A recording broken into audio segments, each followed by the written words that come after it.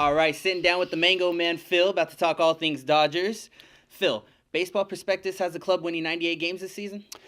Yeah, that's a lot of wins, and it's a little bit strange because usually these advanced statistical projections are fairly conservative.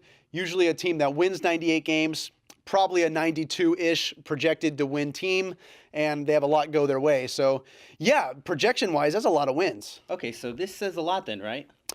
Well, it does, but you kind of have to understand it. They're just so talented, Mark. They have above league average position players at virtually every single position. They were a 92-win team last year with everything going there wrong for a couple of months. So you might say, hey, well, maybe they're a 92-win team again, and they have more things go their way. Wouldn't expect 98 wins, but the theory of it, yeah, I understand it.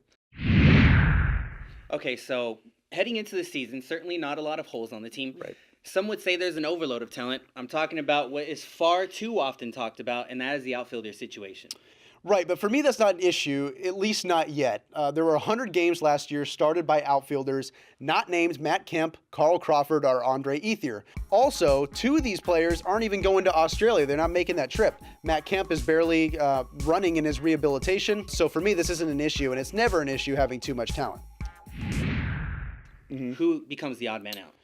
Well, if Puig's healthy, he's playing, and if Kemp's healthy, he's playing. Those two are basically givens. Now you have a situation between Carl Crawford and Andre Ethier. Neither of them are an ideal platoon situation because neither of them can hit left-handed pitching. So you have a situation where if Kemp maybe needs to be spelled against a tough righty, well, Ethier can play center field. Crawford's exclusively a left fielder at this point. So Ethier's versatility really comes into play. If there's going to be an odd man out, it's probably Carl Crawford. Okay, and can you give us one concern for the team? I would say middle infield depth. I don't like letting Mark Ellis go. I don't like letting Nick Punto go. I understand they wanted to get younger and more athletic. They sort of did. They got some young international free agents up the middle. I'm not so sure they got better, though. I think that might be one cause of weakness along with the bench.